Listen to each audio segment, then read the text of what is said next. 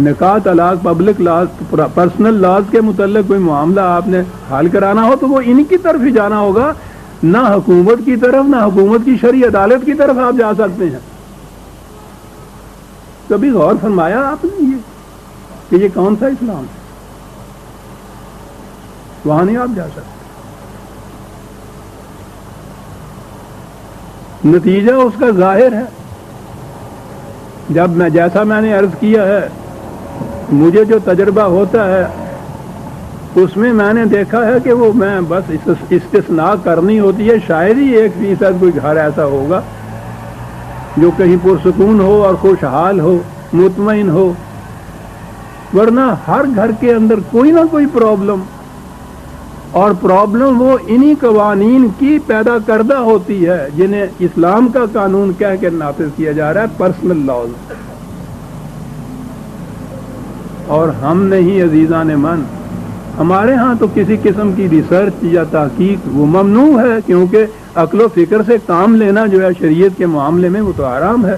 مغرب کی اقوام نے اپنے ہاں حالانکہ ان کی معاشرتی زندگی جو ہے وہ بے حد جہنم کی، انہوں نے یہ تحقیق کی ہے اور انہوں نے یہ اس نتیجے پہ وہ پہنچے ہیں کہ یہ جو تعلقات ہیں مرد عورت کے تعلقات، ان کا اثر قوموں کے تمدن پہ اتنا پڑتا ہے کہ اگر یہ خراب ہو جائے تو وہ اس نتیجے پہ پہنچے ہیں کہ وہ قوم زیادہ سے زیادہ 100 سال تک زندہ رہ سکتی ہے، پھر وہ تباہ ہو جاتی ہے۔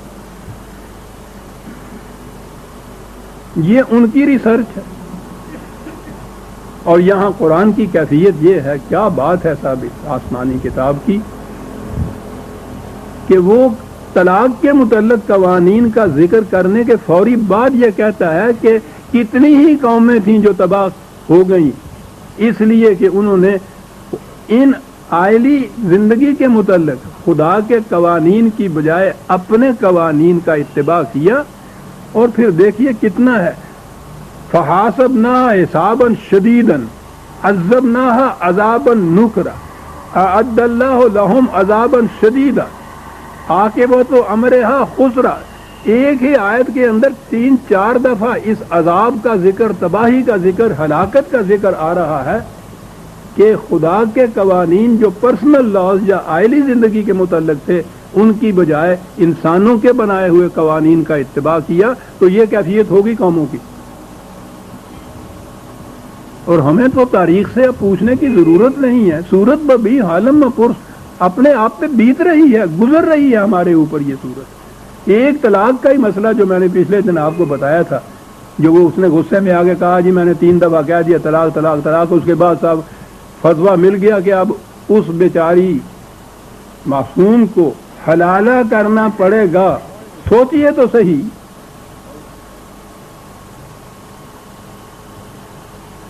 یہ عذاب نکرہ نہیں ہے؟ کیا بات ہے قرآن کی نکرہ، جو نہ کہیں دیکھا نہ سنا گیا ہو۔ کہا کہ یہ کیفیت ہے۔ پھر میں عرض کروں، قرآن کا اعجاز ہے، ایک طرف ہے عطت عن امر ربہا، انہوں نے سرکشی برتی خدا کے قوانین سے، اتباع کیا انہوں نے امرہا، اپنے قوانین بنا کے ان کا اتباع کیا۔ اب دیکھیے کس طرح سے قانون دونوں میں فرق کرتا ہے، یعنی لا قانونیت کی زندگی نہیں ہے یہ جو بسر ہو رہی ہے، قانون میں فرق بتا رہا ہے۔ خدا کے متعین فرمودہ قوانین، انسانوں کے خود ساختہ قوانین۔ اور عزیزان من، جب ہم انسانوں کے کہیں گے، کتنے ہی بڑے جلیل القدر بزرگ متقی پرہیزگار وہ ہستیاں کیوں نہ ہوں، کسی انسان کو خدا نے حق نہیں دیا ہے کہ وہ اپنے قوانین دوسرے انسانوں پہ نافذ کرے، کسے باشد کوئی بھی ہو۔ ان کی تعظیم، ان کی تکریم ہمارے سر آنکھوں کے اوپر، وہ تھے بزرگ، لیکن یہ تو کسی کو حق حاصل نہیں، کسی انسان کو 1000 سال پہلے وہ ایک اپنے ہاں ایک قانون بنا دے اور قیامت تک کے انسانوں کے اوپر ان کو رائج کر دے، ان کی آزادیاں سلب کر لے اس معاملے کے اندر۔ خدا کو صرف یہ حق حاصل ہے۔ جس نے انسان کو آزاد پیدا کیا، اس کی آزادی پہ جو پابندیاں عائد کرنی تھی وہ اس نے عائد کی ہیں۔ اس نے تو یہاں کہا ہے کہ کسی بشر کو اس کا حق حاصل نہیں ہے، وہی جو آیت بار بار آیا کرتی ہے، ما کان لبشر ان یؤتیہ اللہ الکتاب والحکم والنبوۃ، کہ اس کو ضابطۂ قوانین اس کے پاس ہو، حق حکومت ہو، نبوت بھی کیوں نہ اس کو مل گئی ہو، اور وہ لوگوں سے کہے کہ تم خدا کے نہیں میرے احکام کی اطاعت کرو۔ کسی انسان کو حق حاصل نہیں ہے، وہ تو نبوت کو بھی درمیان میں لا رہا ہے۔ تو امر ہا اور امر رب ہا جو تھا، میں نے یہی عرض کیا کہ دیکھیے کیا فرق کر جاتا ہے قرآن، اور عالی زندگی کے ساتھ یہ کچھ ہوا۔ اور اس کے بعد فاتقوا اللہ، قوانین خداوندی کی نگہداشت کرو۔ کن سے کہہ رہا ہے؟ یا اولی الالباب، اے ارباب عقل و دانش، مخاطب کیا جا رہا ہے ارباب عقل و دانش، یعنی دیکھیے قرآن، الذین آمنو، اے ارباب عقل و دانش جو تم غور و فکر کے بعد ایمان لے آئے ہوئے ہو خدا پر اور اس کی کتاب پر۔ تو یہاں تو اولو الالباب اور آمنو دونوں جتنے بھی ہیں وہ تو اکٹھے ہیں۔ اولو الالباب اگر عقل و فکر کی روح سے نہیں تو قرآن تو اس ایمان کو ایمان ہی تسلیم نہیں کرتا۔ اور یہاں یہ جو معاملات ہیں، یہ قوانین یا فقہ کی باتیں، ان میں عقل و فکر کو دخل دینا جو ہے ممنوع ہے۔ قرآن ایمان کے لیے عقل و فکر شرط میں تھا۔ الذین آمنو کی تعریف وہ یہ کہتا ہے یا اولی الالباب، اور الباب بھی جو ہے وہ تو پھر اور بھی آگے چلی بات یہ لب الباب بھی تو آپ نے لفظ سنا ہوگا نا،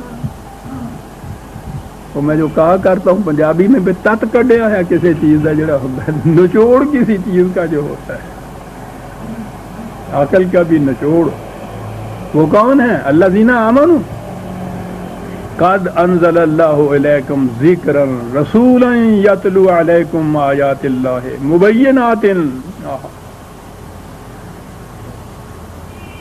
خدا نے تمہاری طرف ایک ضابطہ قوانین نافذ کر دیا، ایک رسول بھیج دیا۔ ضابطہ قوانین ایسے ہی نہیں کہ وہ چٹانوں پہ لکھ کے دے دیا تمہیں، یا یوں ہی کہیں کتاب میں لکھ کے دے دیا کہ وہ رکھا رہے۔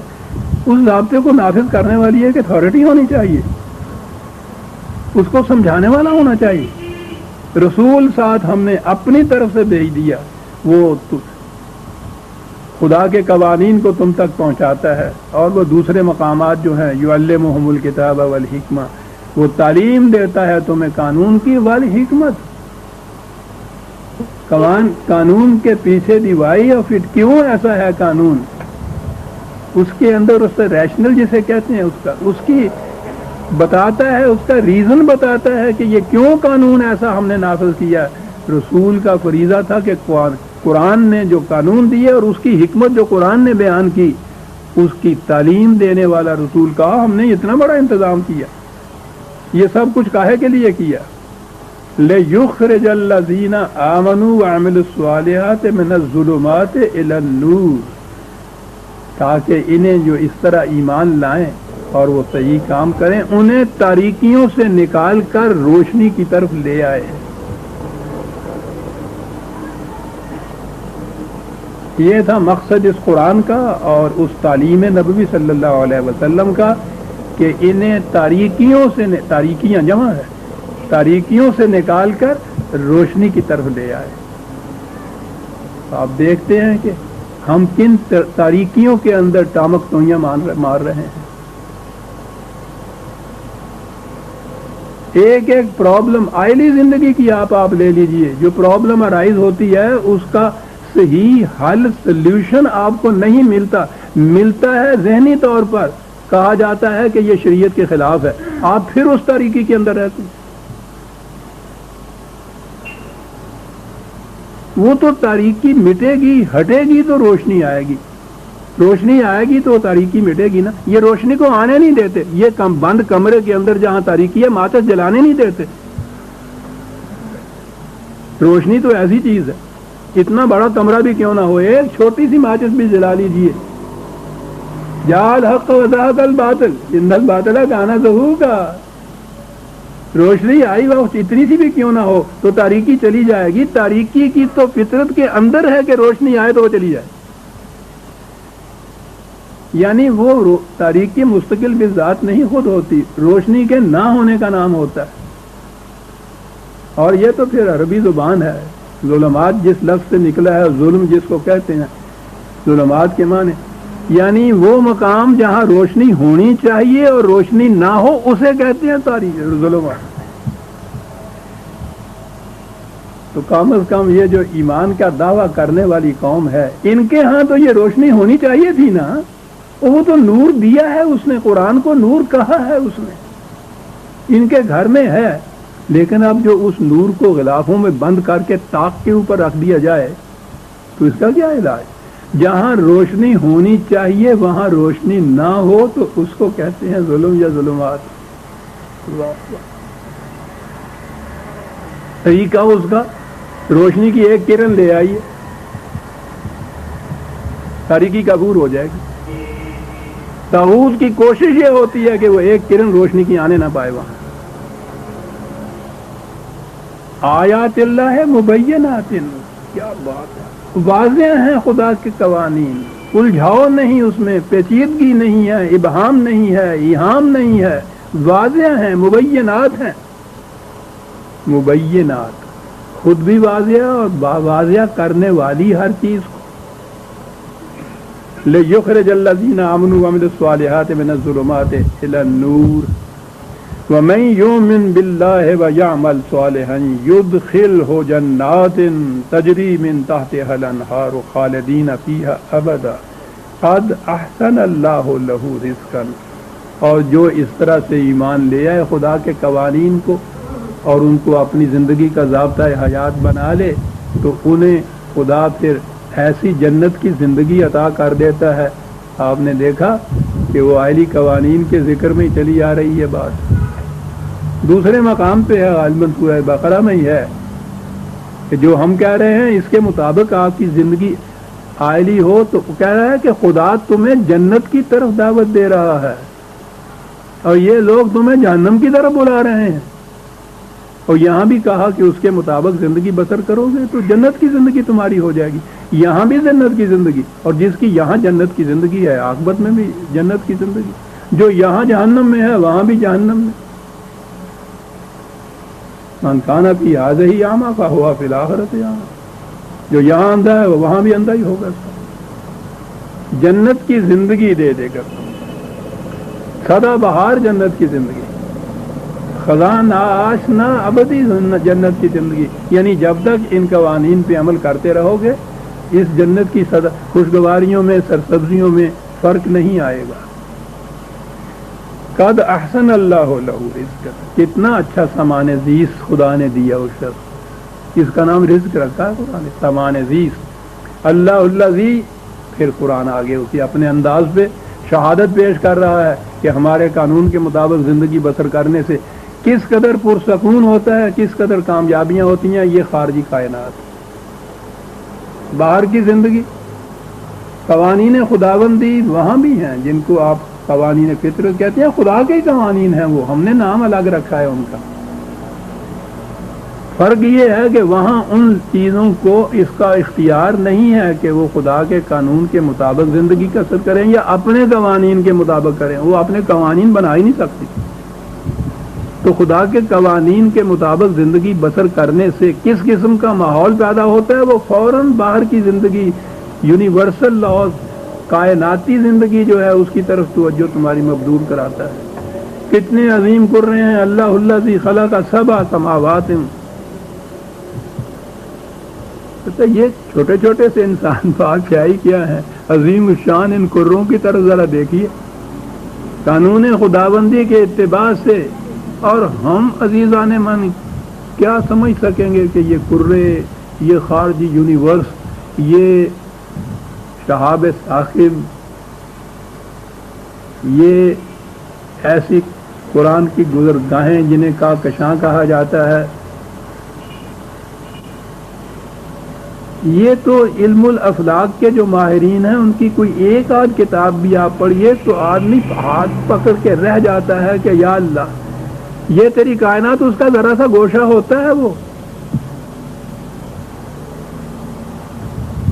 ان کے مقابلے میں زمین تو ایک طرف رہی، یہ نظام شمسی جسے کہتے ہیں جس کے اندر یہ